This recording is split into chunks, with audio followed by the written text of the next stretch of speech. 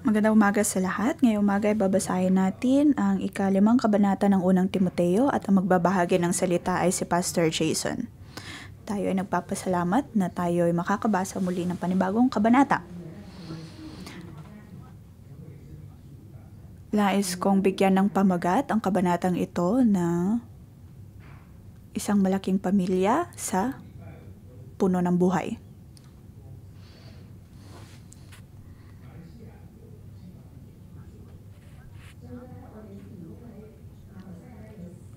Nakaraang linggo ay marami po sa ating mga staff ang nagpunta sa Malaysia upang magkaroon ng retreat.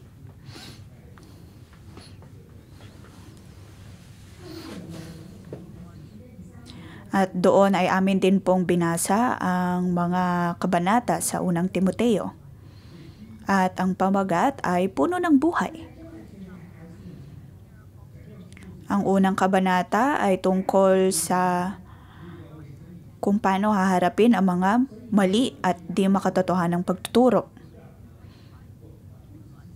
At naroon ang pagpapaalala na kailangan po nating labanan ang mga doktrinang ito. Ito ay espiritual na issue. Ito ay espiritual na problema. Pangalawang kabanata ay naroon ang pagpapaalala na kailangang manalangin para sa lahat.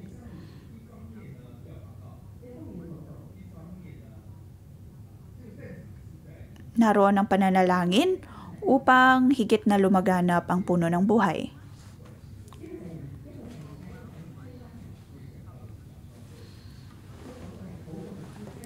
Nabanggit din ang pananalangin para sa buhay mag-asawa. Ang pangatlong kabanata naman ay tungkol sa mga tagapaglingkod at tagapangasiwa ng simbahan. At sa ika-4 na kabanata ay ang pangungusap naman kay Timoteo. Naroon ang pagpapaalala na maging halimbawa para sa lahat. At ngayong umaga ay tungkol naman po sa pagiging isang pamilya sa puno ng buhay. Unang seksyon ay sa verse 1 to 3.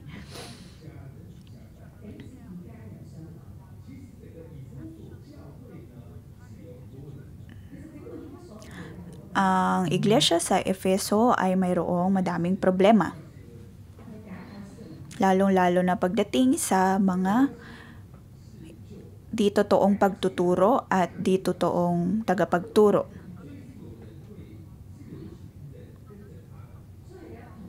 Ang mga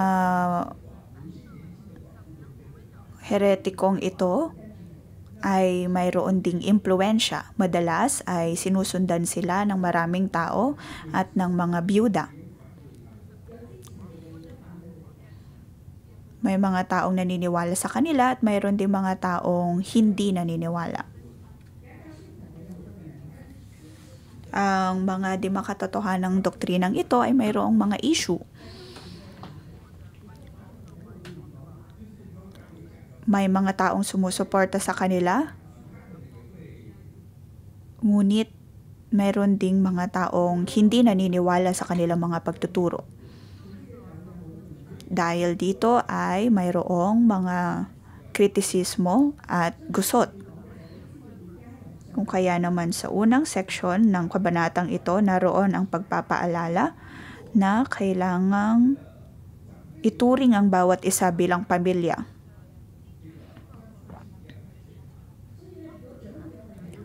Kung ang mga tagapagturo o mas nakakatanda ay may problema, kailangan natin silang ituring bilang ama. Kung sila naman ay mas bata, kailangan silang ituring bilang kapatid.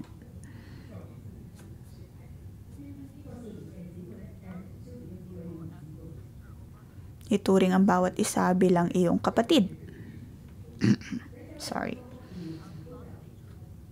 Dahil sa loob ng iglesia, mayroon po tayong iba't ibang edad. May mga pagkakataon na hindi po natin alam kung paano ituring ang mas matatandang tao. At naroon ang pagpapaalala na kailangan natin silang ituring bilang ama.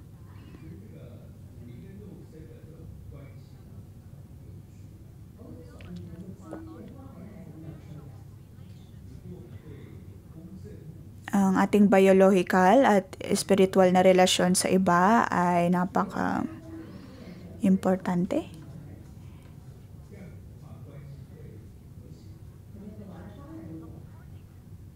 Sa pagturing natin sa kanila bilang ama, magiging mas maayos ang relasyon.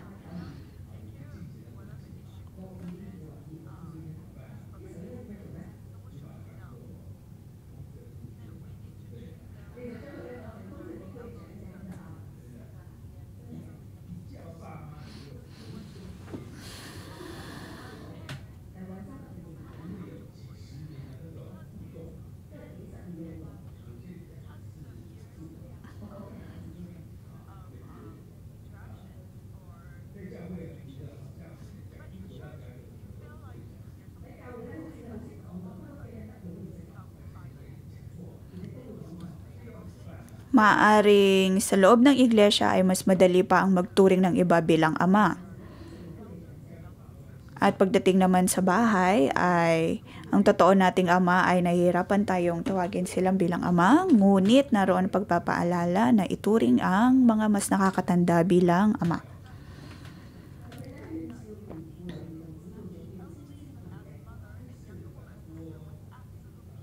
Ganon din po pagdating sa mga babae. Ituring ang mga mas nakakatandang babae bilang ina at ang mga mas nakakabata bilang kapatid na babae.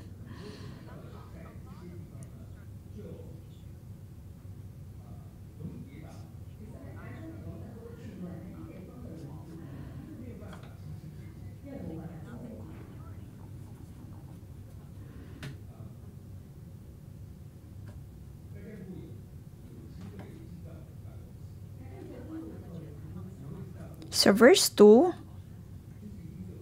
naroon ang pagpapaalala na pakitunguhan ang mga babae ng may kalinisan. Sa amin pong office ay may mga division.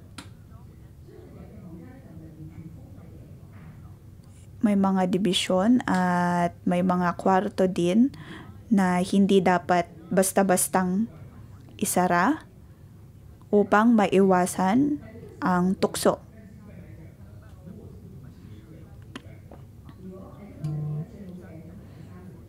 Kung magkaiba ang sexualidad ng mga nandoon, babae, lalaki, ay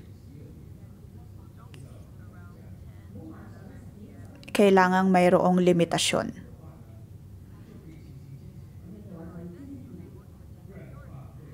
Ito ay upang mapanatili ang kalinisan sa bawat isa.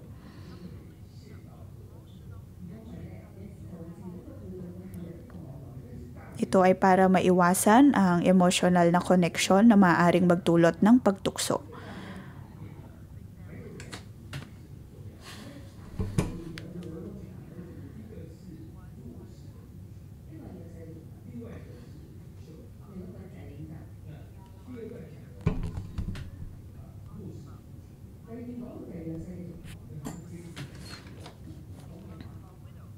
Sunod ay nabanggit ang tungkol sa mga biyuda. Verse 3 to 16. Sa pag-aangalaga ng mga biyuda, kailangan pa rin po ng karunungan o dunong.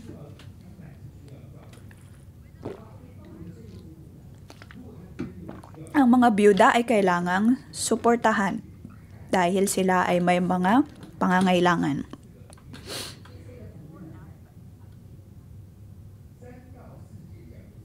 Sa kabanatang ito, nabanggit ang 4 na aspeto kung paano sila tutulungan. So verse 3 to 6 ay may kinalaman pagdating sa kanilang mga anak at apo.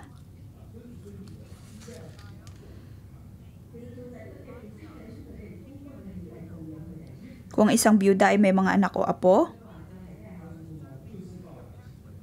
naroon ang dapat pagkalinga sa kanya sa biyudang ito bilang pagtanaw ng utang na loob. Sa pagharap ng mga biyuda ay kailangan po nating maunawaan ang kanilang background bilang pamilya.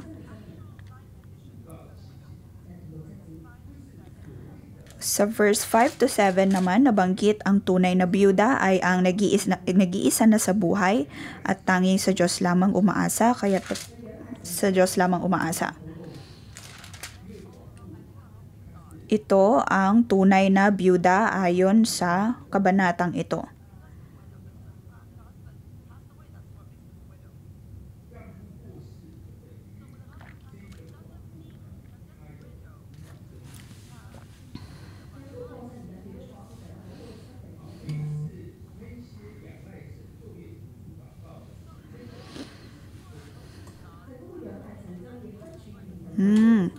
Nabanggit din dito ang katotohanan na ang isang biyuda o ang tunay na biyuda ay hindi lamang dahil namayapa na ang kanilang asawa, bagkus ay dapat silang patuloy na nananalangin sa Panginoon.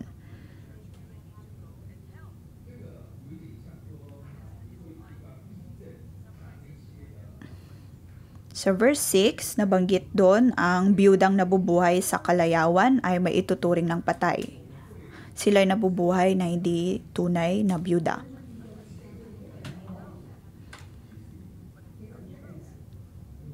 Maaaring maisip natin na kailangan silang matulungan, ngunit ang totoo nun ay hindi naman talaga nila kailangan ng tulong.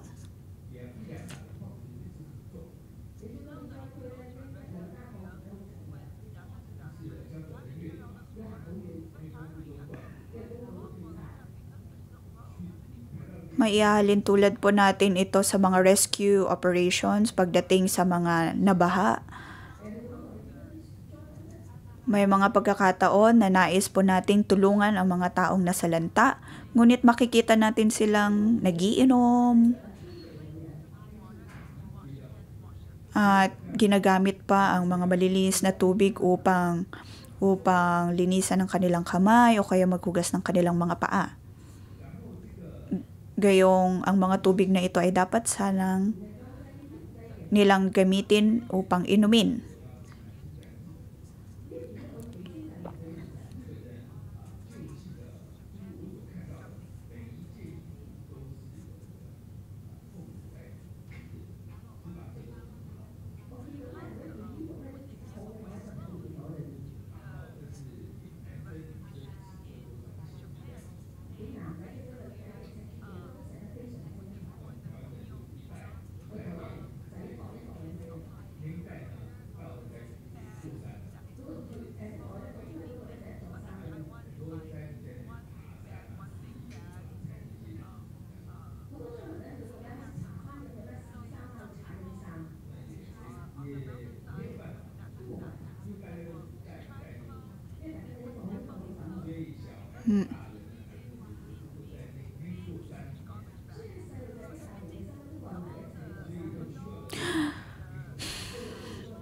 Sa ating pagtulong ay kailangan ng karunungan.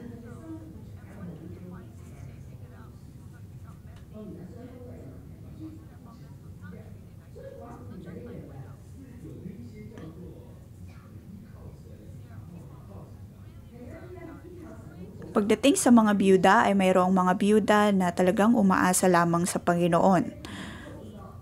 Ngunit mayroon ding mga uri ng biyuda na namumuhay sa kalayawan.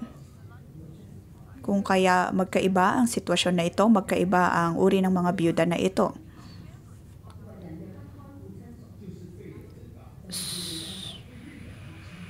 Sa verse 8, ang sinumang hindi kumakalinga sa kanyang mga kamag-anak, lalo na sa mga kabilang sa kanyang pamilya, ay tumatalikod sa pananampalataya at mas masama pa kaysa sa isang di mananampalataya.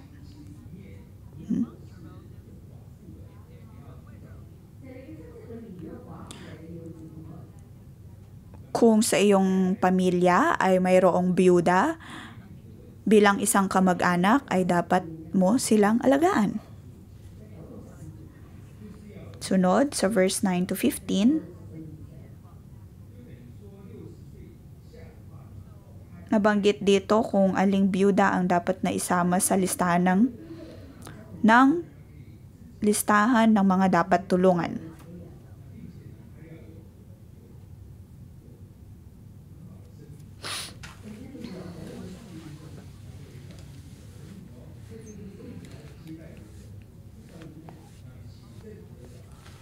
Sabi sa verse 10, kilala sila sa paggawa ng kabutihan, nagpalaki ng maayos sa kanyang anak, magiliw tumanggap, naglingkod ng may kababaang loob, at tumulong sa mga nangangailangan at inialay ang sarili sa paggawa ng mabuti.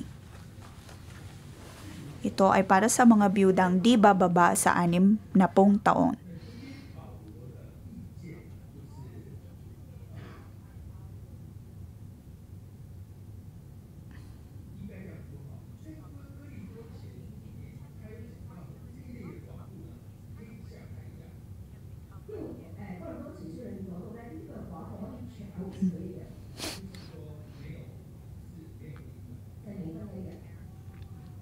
Ang mga biyudang ito ay hindi na nangangailangan pa ng panibagong asawa.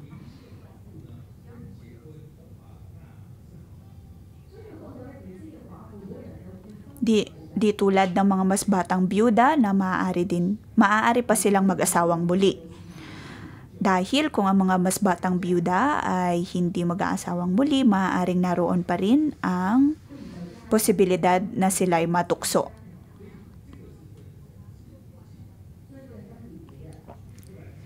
Kung kaya naman binigyang diin ni Pablo sa verse 9 to 15 ang tungkol sa edad ng mga byuda na kailangang isama sa listahan ng mga tutulungan.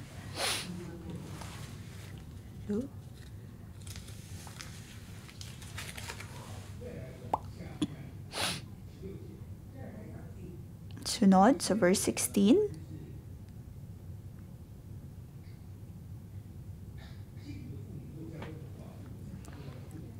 Kailangang alagaan ng babaeng mananampalataya ang mga kamag-anak nilang byuda upang hindi sila maging pabigat sa iglesia.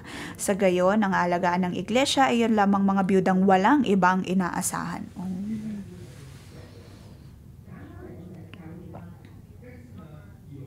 Ibig sabihin nito, ang iglesia ay marapat lamang natulungan ang mga byudang walang ibang inaasahan.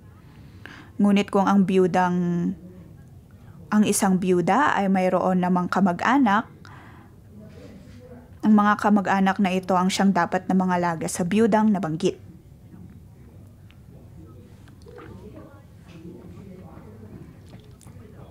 Ibig sabihin ay mayroon pong level na dapat na sundin kung sino ang dapat na tulungan at sino naman ang dapat na alagaan ng kanilang mga kamag-anak. Ito ay para maisaayos din ang tuntunin sa komunidad.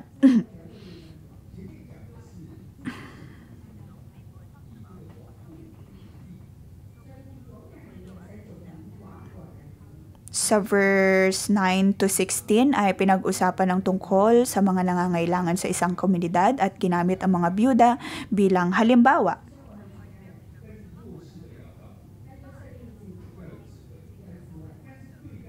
Kailangan silang alagaan ng may karunungan. At sa mga sumusunod sa verses naman ay tungkol naman po sa mga pinuno.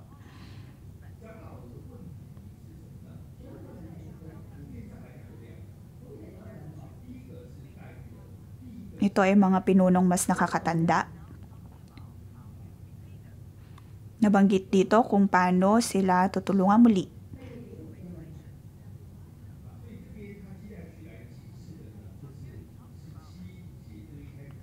Yun po ay sa verse 17 to 25. Ngunit pumunta po muna tayo sa verse 17. Ang mga pinunong mahusay, mamahala ay karapat-dapat tumanggap ng paggalang at kabayaran. Lalo na ang mga masigasig sa pangangaral at pagtuturo ng salita ng Diyos. Kailangan silang bigyan ng paggalang. Maraming iglesia sa panahon po natin ngayon na madalas ang kanilang mga tagapagturo ay pagod na o kaya ang kanilang trabaho ay talagang nakakapagod.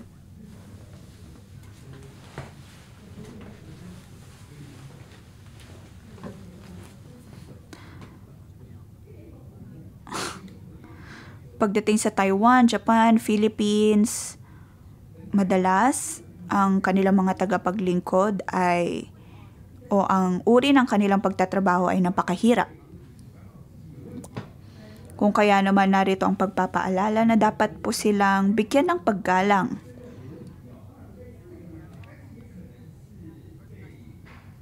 Pumunta po tayo sa verse 19. Dahil sa mga sumusunod na verses ay nabanggit po kung paano panghahawakan ang mga tagapaglingkod na mayroong mga issue o problema. Sabi sa verse 19, huwag mong tatanggapin ang anumang paratang laban sa isang pinuno ng iglesia kung walang patotoo ng 2 o 3 saksi. Kung ang isang tagapaglingkod ay nakakatanggap ng akusasyon o paratang, kailangan po ng 2 o 3 saksi upang magbigay patotoo dito.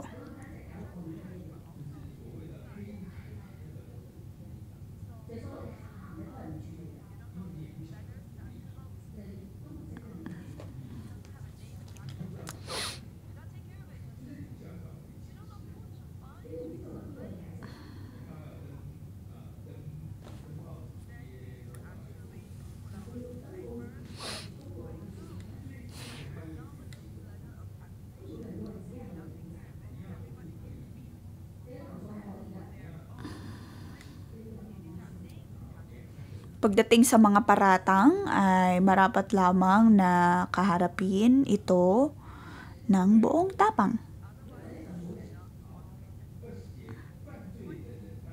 Sunod sa verse 20, pagsabihan mo sa harap ng lahat ang sinumang ayaw tumigil sa paggawa ng masama para matakot ang iba.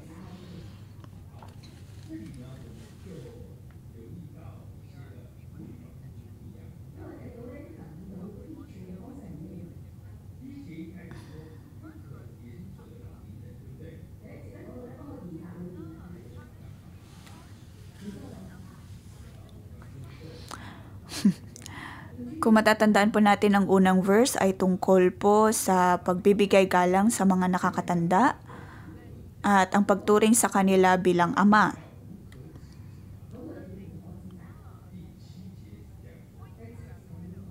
Hanggang sa sinundan ito tungkol sa mga pagpapaalala tungkol sa mga byuda. Ngunit pagdating sa mga mas nakakatandang pinuno sa verse 20,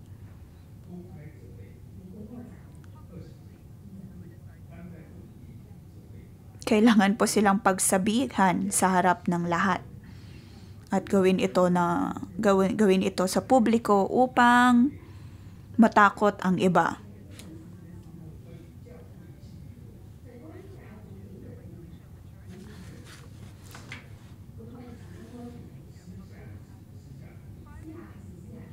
Pagdating po sa ating iglesia, ang mga pampublikong bagay ay dapat na isiwalat sa publiko. Ngunit kung ito ay problemang pribado naman, ay kailangan din po itong solusyonan sa pribadong paraan. Minsan ay sa aking interasyon kay Pastor Deborah at sa aking anak,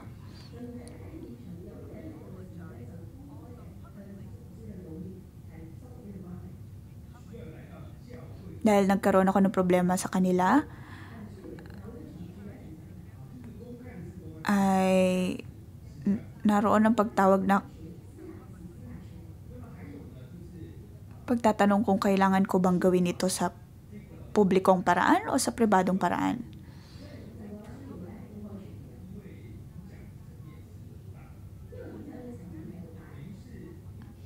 Ang mga ito ay dapat na sa pribadong paraan. Ngunit pagdating sa mga pinuno, pagdating sa mga leader, ay dapat itong gawin sa publiko. Dahil ang mga pinuno o leader ay nasa ibang level. Isang halimbawa ay kung ang isang CEO ay mayroong kabit.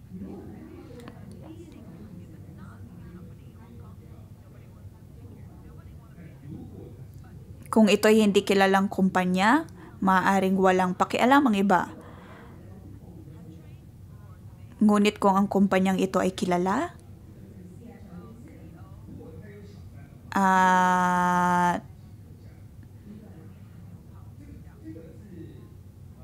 isang napakalaking pinuno. Paniguradong naroon ang kritisismo mula sa publiko.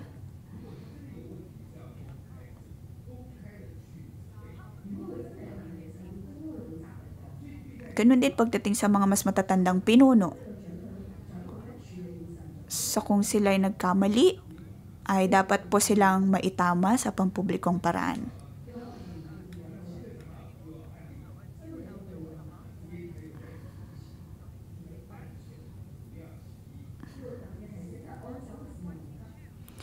Sa verse 22 naman, huwag mong ipapatong agad ang iyong kamay sa sinuman upang bigyan ito ng kapangyarihang mamahala. Ingatan mong huwag kang masangkot sa kasalanan ng iba, manatiling kang walang dungis. Dahil ang pagpatong po sa kamay ng iba ay nangangahulugan lamang na tayo ay sumasang-ayon sa kanila.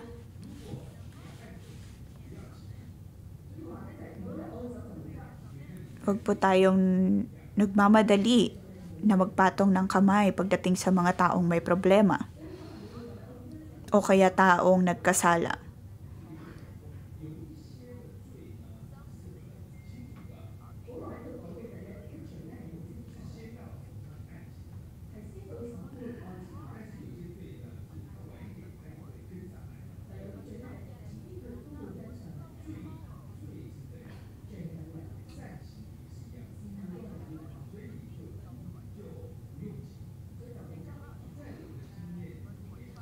Verse 25.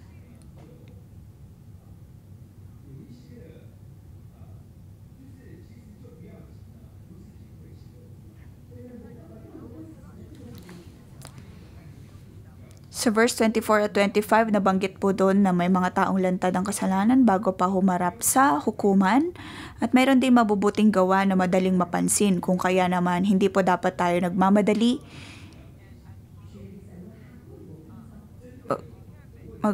sa pagpatong ng kamay o kahit pa sa pag-aakusa ng iba.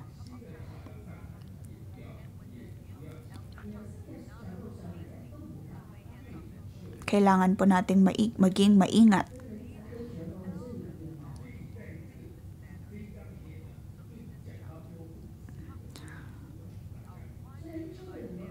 Kaya naman sa kabanatang ito, ang kabuuan ng kabanatang ito ay nagtuturo sa atin sa pagiging isang pamilya sa puno ng buhay.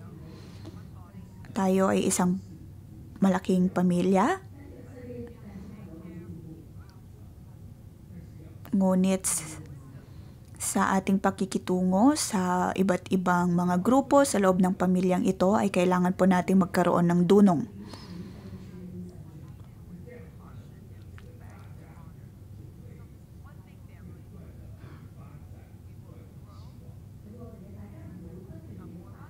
Ang pamilya pong ito ay higit na lalago kung naroon ang kaayusan at dunong sa pakikitungo sa bawat isa.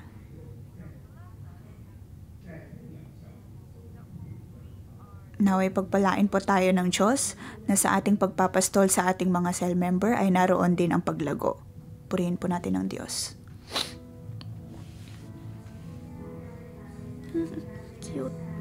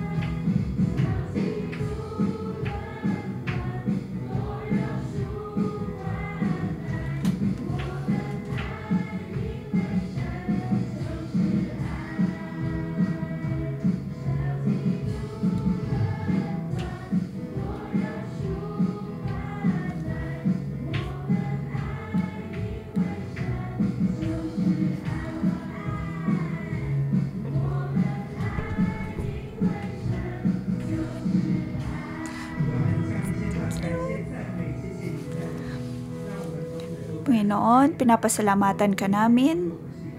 Kami nagpapasalamat na kami ay kabilang ng isang malaking pamilya na ito. Dahil sa iyong pag-ibig ay narito po kami.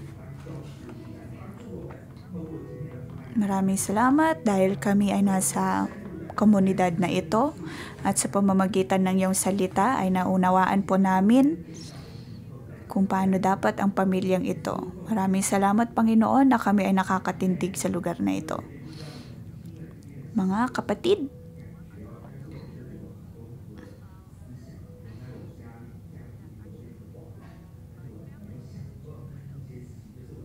maaring may iba-iba po tayong pakiramdam pagdating sa atin pong nabasa ngayong umaga. Ngunit sa aking pamilya ay mayroon pong 2 byuda sa amin at yan po ang aking ina at lola.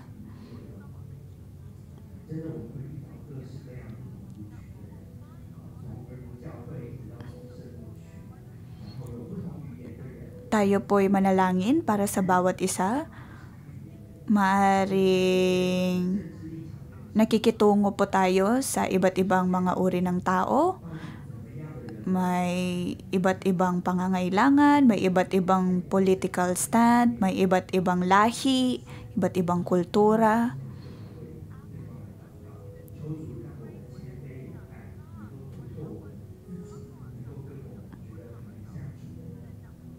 Naway tulungan tayo ng Panginoon. Naway tulungan tayo ng Panginoon sa pakikitungo sa mga taong ito. Maaari po nating ibahagi kung ano man po yung mga bagay na nahihirapan po tayong gawin sa pakikitungo sa iba't ibang mga grupo. At saka ito ipanalangin.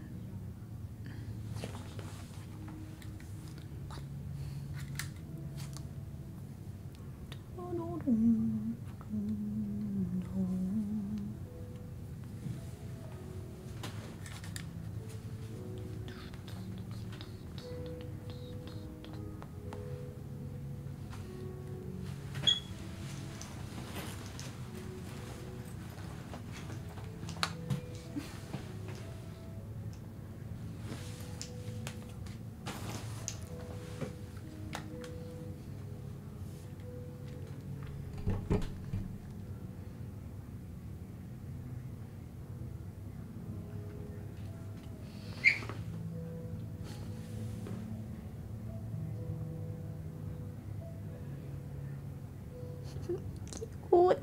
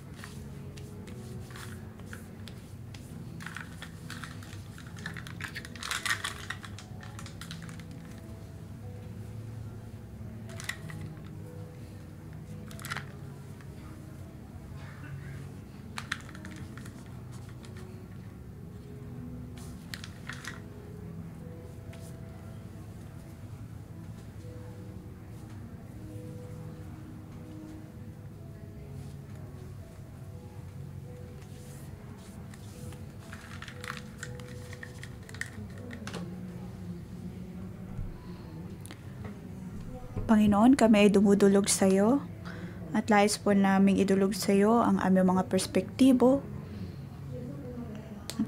at sa pamamagitan ng pagiging puno ng buhay na marapat lamang na magkaroon kami ng maayos na perspektibo. May mga pagkakataon na hindi po kami maayos sa pakikitungo sa ibang tao. May mga pagkakataon na nahihirapan kaming makitungo ng tama dahil napakaliit at napakababa ng pag-ibig na mayroon kami. May mga pagkakataon na nahihirapan akong magkaroon ng maayos na komunikasyon sa iba. Panginoon, tulungan mo ko, tulungan mo ang bawat isa na sa aming pakikitungo sa iba ay ituring namin sila bilang pamilya.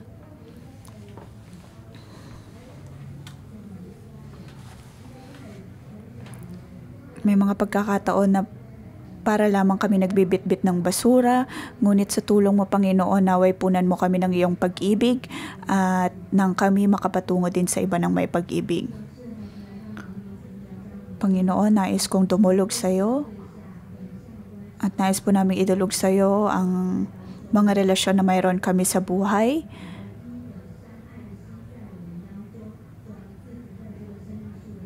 Tulungan mo kaming sa aming mga relasyon. Maaring naroon ang pagkakaiba, ngunit lahat kami ay iyong nilikha. Kung kaya naman marapat lamang ng iyong pag-ibig ang siyang dapat na manahan at maghari. Panginoon, patawarin mo kami pagdating sa mga kritisismo na aming binibigay sa iba. Tulungan mo kami na mahalin ang bawat isa. Bigyan mo kami ng diunong at ng tamang pakikitungo sa iba. Tulungan mo din kami na magkaroon ng pagpapakumbaba. Naway matuto kaming magmahal muna, magpatawad muna, at magbigay muna. Tulungan mo kaming lumago. At naway ang bawat relasyon ay nasa puno ng buhay.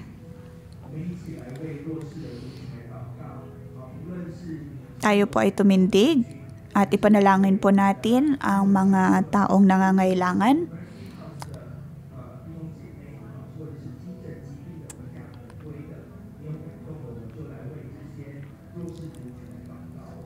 Ipanalangin po natin ang iba't ibang mga sektor o uri ng komunidad na nangangailangan.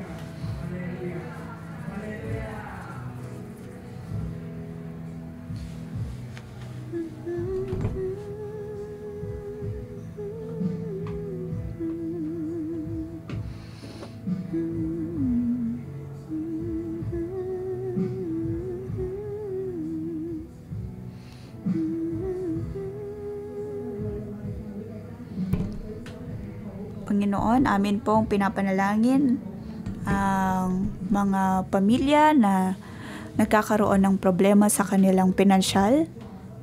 Maaring sila ay may mga pagkakautang. Panginoon, naway tulungan mo sila.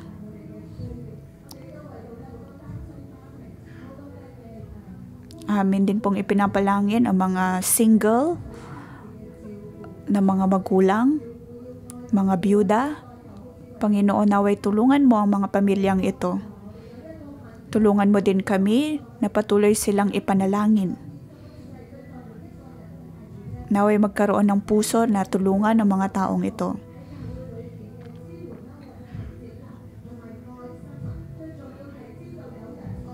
Tulungan mo kami na tanggapin sila at mahalin sila.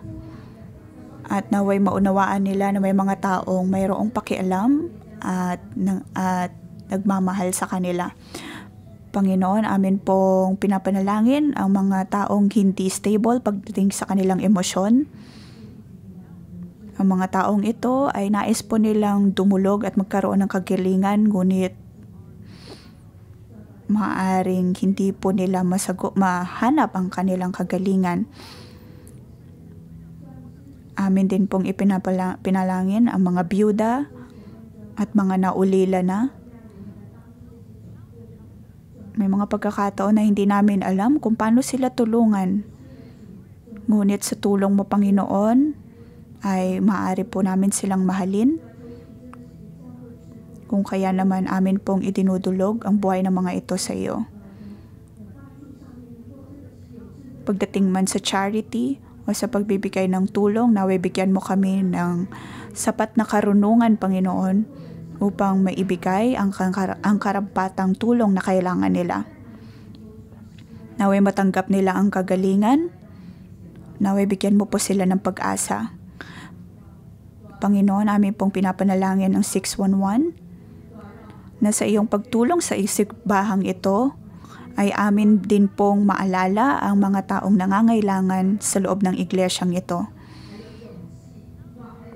Panginoon, bigyan mo kami ng sapat na kalakasan, sapat na abilidad at sapat na kakayahan upang matulungan ang mga taong ito. Hindi lamang po ang Mercy House, kundi maging din ang mga taong may disabilidad, may mga problema sa kanilang mentalidad. Panginoon, naway ang iyong kaharian ang siyang makita sa iglesyang ito. Magkaroon kami ng kabaitan at kami lumago upang matulungan ang mga taong ito. Panginoon, kami ay umaasa sa iyo at amin pong ipinapanalangin ngayong umaga ang Mercy House. Patuloy niyo pong buhusan ng iyong kabaitan ang lugar na ito. Pagdating man po sa mga staff, sa mga volunteer, ay naway lumago pa ang Mercy House. Naway ang lahat ay maglingkod ng ayon sa iyong pag-ibig. Amen.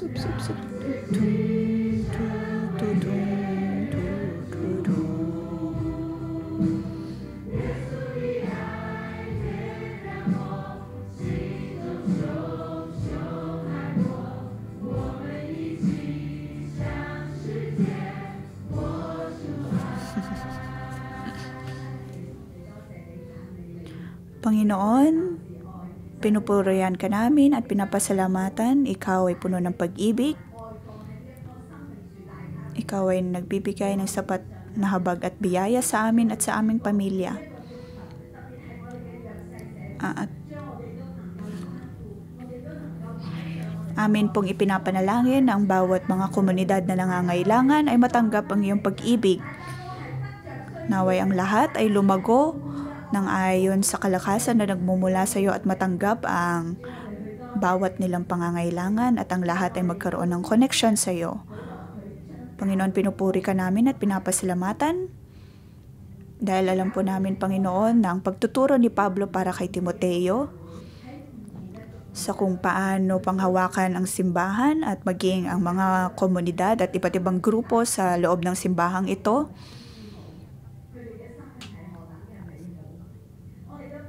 ay lumago na may pag-ibig. Nakikita po natin kay Pastor Joshua at kay Simo, nakita natin ang kagandahan ng kanilang buhay. Ngayong umaga ay atin pong ipanalangin na ang bawat branch church po natin, ang bawat pastor sa mga branch church na ito ay matanggap din ang pagkakatawag bilang puno ng buhay.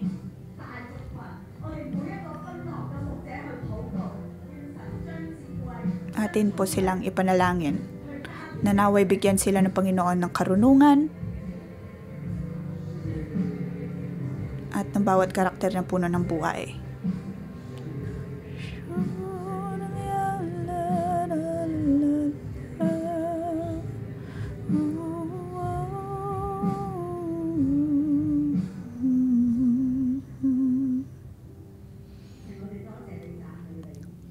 Panginoon, pinapasalamatan ka namin. Sa tuwing nakikita po namin, ang mapang ito po ay puno ng buhay.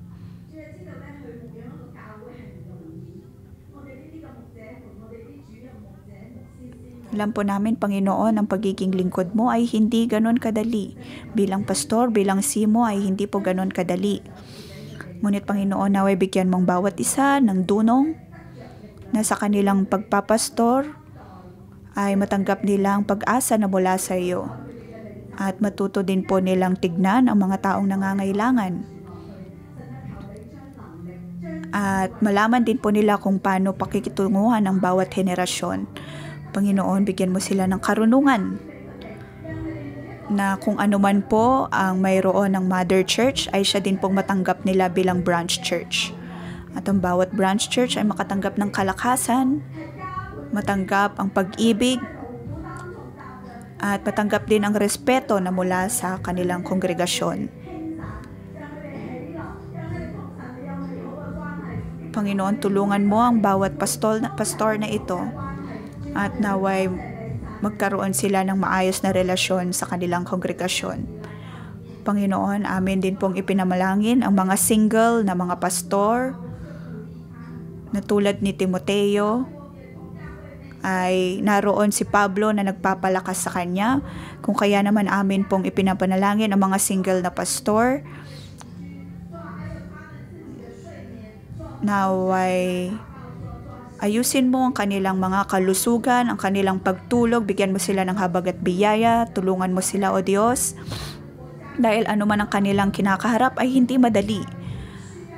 Ngunit sa kabila ng lahat ng ito ay naway bigyan mo sila ng pag-asa at ng maayos na kalusugan. Panginoon, iyong tanggapin ang aming panalangin. Amin po silang pinapanalangin at sa oras na ito ay pinapanalangin din po namin si Pastor Joshua at si Simo. Panginoon, tulungan mo sila at palakasin mo sila, bigyan mo sila ng maayos na puso at ng payapang isip. Naway ikaw ang kanilang maging tanggulan at seguridad at sa tulong mo, Panginoon, ay magkaroon sila ng katulungan at ng proteksyon.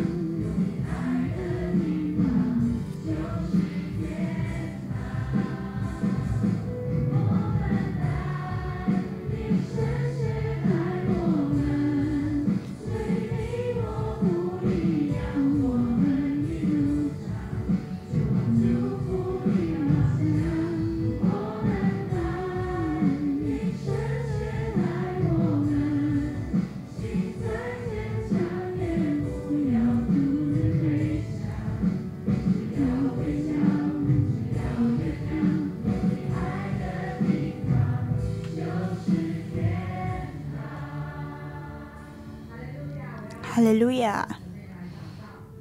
Amin pong nais na ipanalangin ng bawat isa dahil ang 611 ay isang cell grouping na simbahan.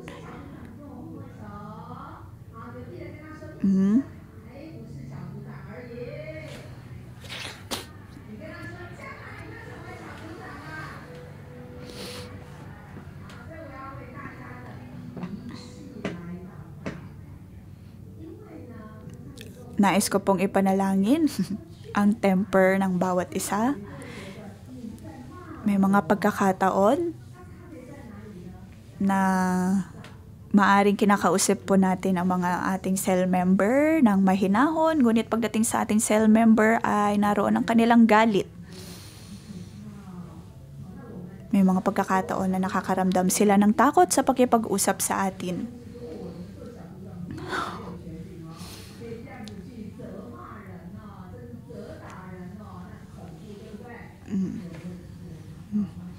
Atin pong ipanalangin ang ating mga sarili, ang ating pong mga puso. Panginoon, kami ay tumitingin sa iyo. Kami ay tumitingala sa iyo. Ang isang tunay na byuda ay walang ibang inaasahan kundi ikaw lamang. Kami man din, Panginoon, ay dapat lamang na umasa sa iyo. Na sa aming pag-asa sa iyo ay naroon ang aming kapayapaan. Hindi po namin kailangang magmadali at naroon ang aming pagkontrol sa aming galit. Dahil alam namin, Panginoon, na kung amin lamang pong susundin ang aming emosyon ay hindi po namin magagawa ang iyong kalooban. Kaya tulungan mo kami, O Diyos, na umasa lamang sa iyo.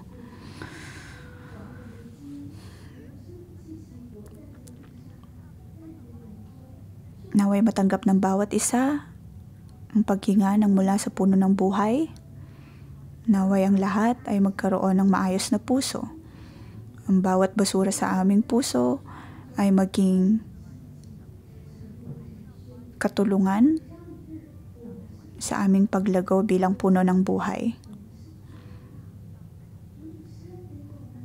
Darating ang pagkakataon, Panginoon, na kami magiging iyong tagapaglingkod at magiging pinuno rin. Kung kaya naman ngayon palang, Panginoon, ay naway ayusin at siyasatin mo na ang aming mga puso. Kung ano man po ang mga itinuturo mo kay Timoteo, ay naway matanggap din ng bawat kapatiran at bawat taong nakikinig sa umagang ito.